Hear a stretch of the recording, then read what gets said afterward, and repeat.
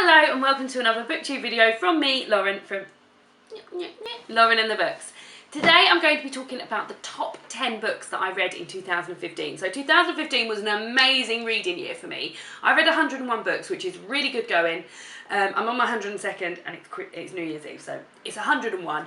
And I joined BookTube. I've read so many more different things than I would normally read because of the recommendations on BookTube, and I've just had an amazing year of reading. So to whittle this down to 10 was quite hard going, and there was a few that I wish I could have included, but I've gone for the top 10 books. So most of these are 5-star books. There's a few 4-star books in there, but it's basically the books that I got the most enjoyment out of and absolutely loved, but there was one clear winner.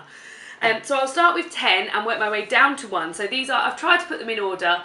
The order's sort of a bit interchangeable from 10 to sort of 5, but books 3, 2 and 1 are definitely the order in which, so number 1 is my clear favourite of the year.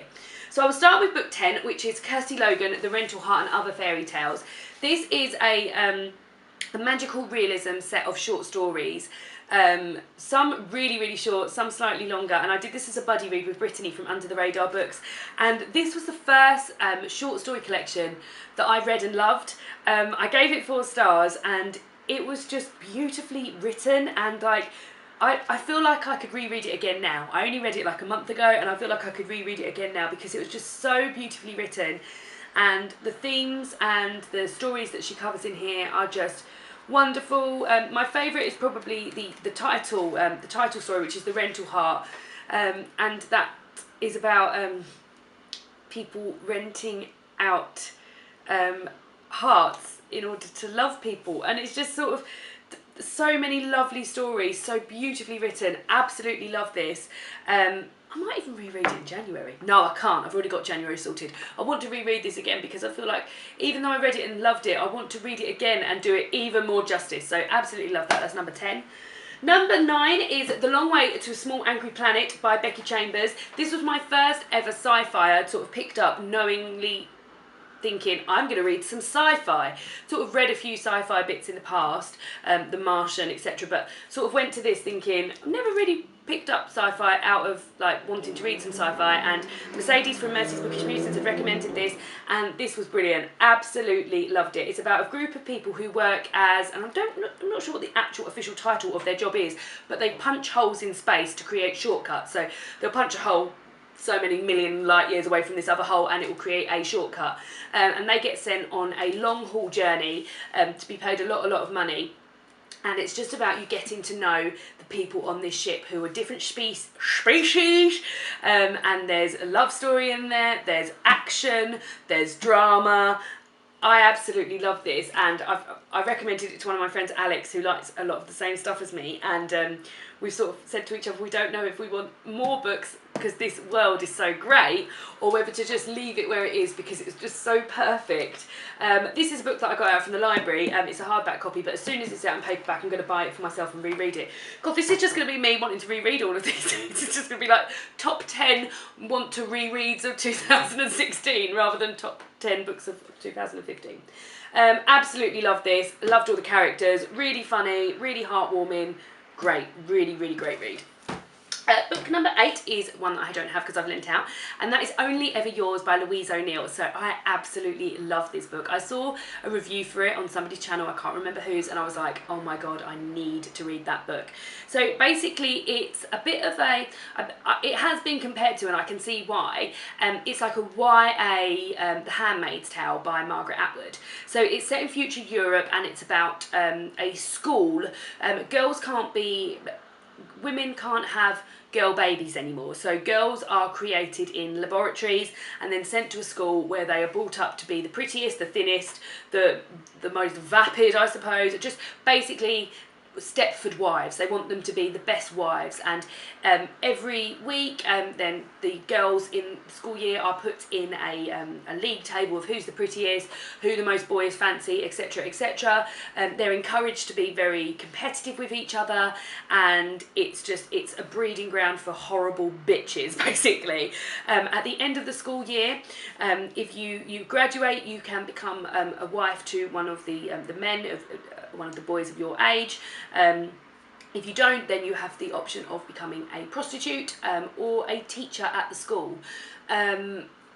It was such a horrifying read because some of it is so true to what is happening now with sort of like Instagram and Facebook, and like it's terrifying, but it was amazing, and I absolutely loved the book. I couldn't put it down, and I've never felt such strong hatred for some people who I don't actually know.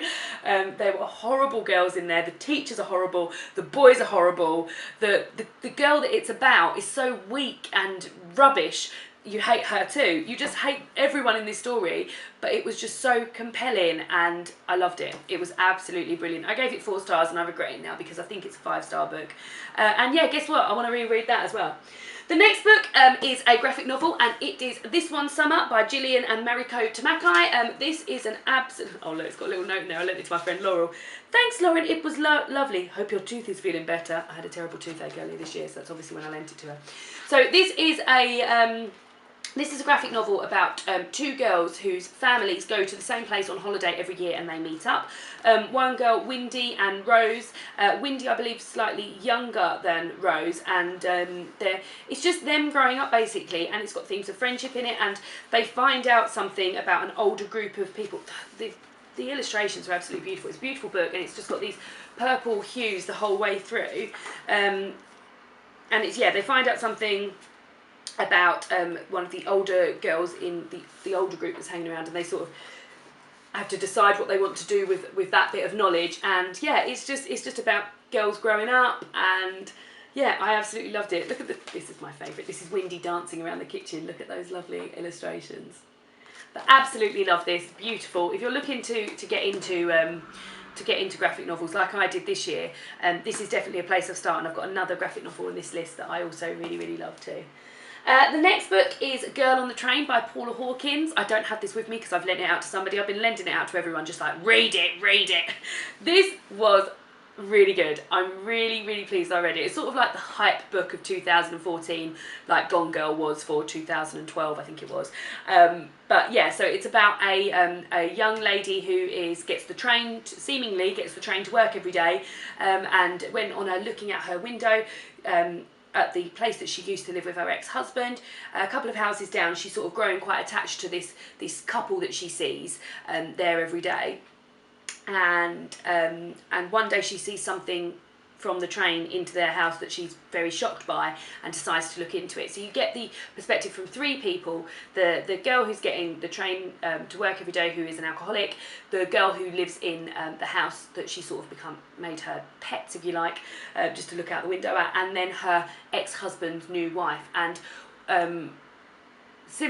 I love unreliable narrators in books. I love when they keep you guessing, and I love you being like, well, what on earth is happening here? And I felt like that throughout this. The unreliable narrators were made even better by the fact that the main narrator was an alcoholic, so she was unreliable, although the others knew things that she didn't know and she knew things that they didn't know. Her alcoholism sort of led to these mind blanks where there'll be parts of the story missing where she just couldn't remember what had happened. I absolutely love this and have urged people to read it. A few people I know listened to it on audiobook and said it was a really great audiobook because they got the 3 different narrators read by 3 different parts, and I love that idea. It's being made into a film with Emily Blunt in, but it's being set in America, which I think is a shame because I love that it was set in the UK, and I've been on, I don't commute to work, but I've been on the commuter train to London a few times, and yeah, I can imagine you becoming bored on that train and sort of making lives up for other people and things. So absolutely love that book. Thought it was really great. If you haven't read it yet, then why? Read it! The next book, book 5, is the other graphic novel I was talking about, and that is the Encyclopedia of Early Earth by Isobel Greenberg. So this was the first ever graphic novel that I ever read, and it did not disappoint. I got it from I got the recommendation from Sana from Books and Quills. I got it out from my library. I sort of went to the library and could not believe my eyes when it was there because I'd literally just watched a video about it, and it was beautiful. The illustrations are absolutely gorgeous. Unfortunately, I don't have it here because I did get it out from the library, but I will link my original review of it down below because I did show some of the illustrations in there, and it's just sort of like folk tales basically. Short little novella about the Queen discovering reading and her sort of neglecting her duty. So it's all very tongue-in-cheek, all very fun, but an absolute joy to read. I got this as in a second-hand bookshop in Canterbury, which is one of my favourite, the Oxfam bookshop in Canterbury, which is one of my favourite second-hand bookshops to go to, and it's absolutely beautiful edition. The end papers are lovely and it's a really gorgeous red underneath.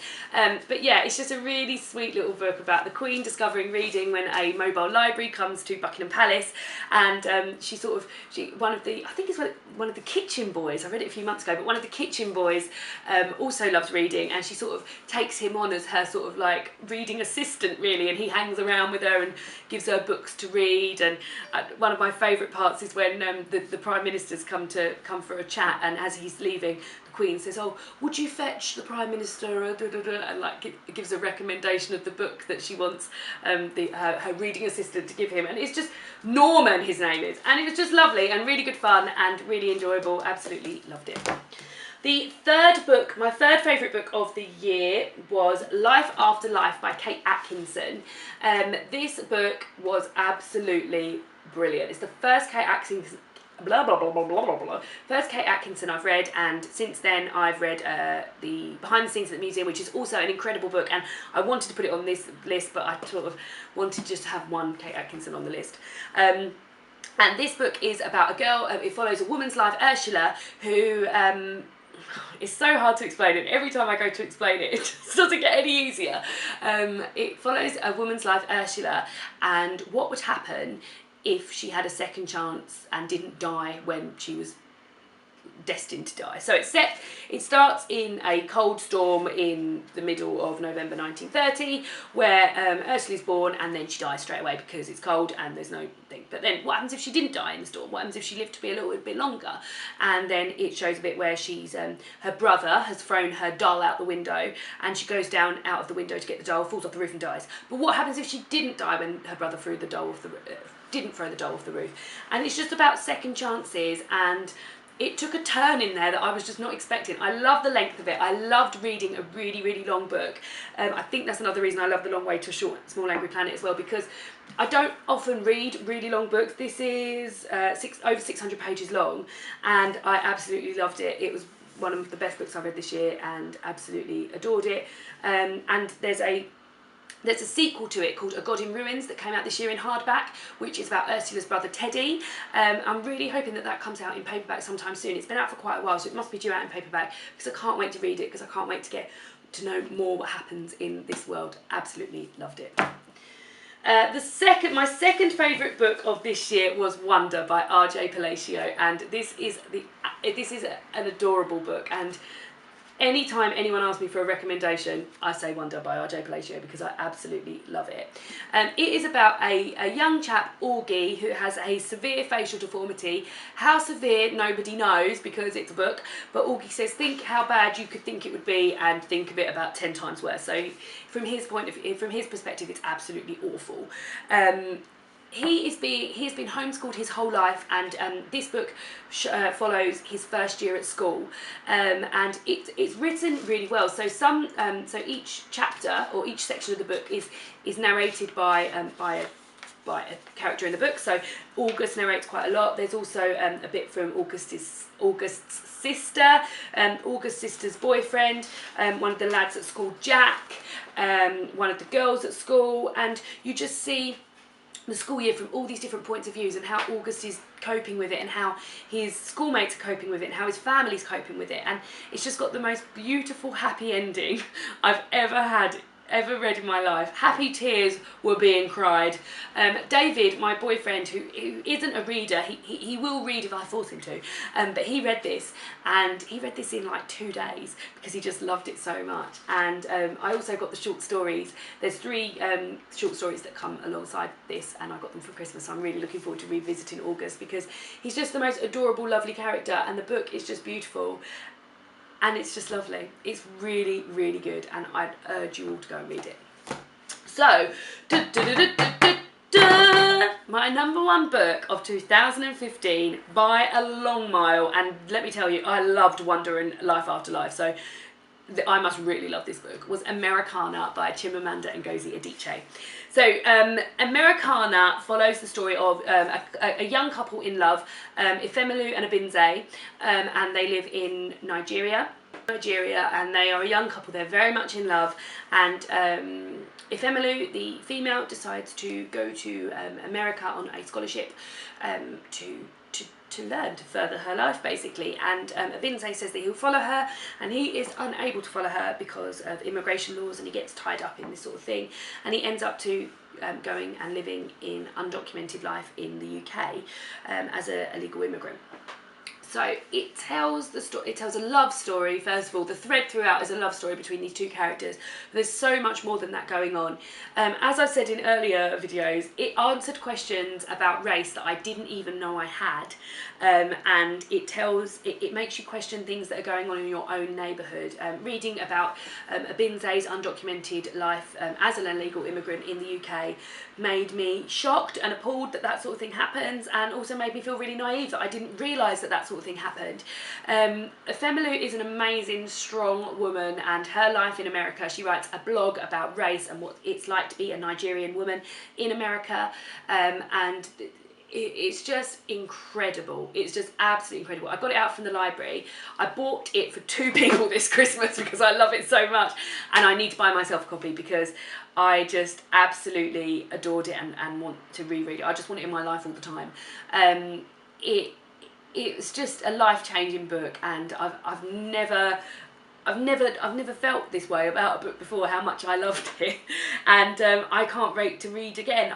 To read it again. I read Half of a Yellow Sun by Chimamanda Ngozi Adiche also this year, which I really enjoyed, but nowhere near as much as Americanah. And she's also got another book called Purple Hibiscus, which I'm looking forward to reading too. But Americanah by a absolute mile is my favourite book of 2015. If anyone's read it and enjoyed it, then please let me know, because I just love talking about it all the time.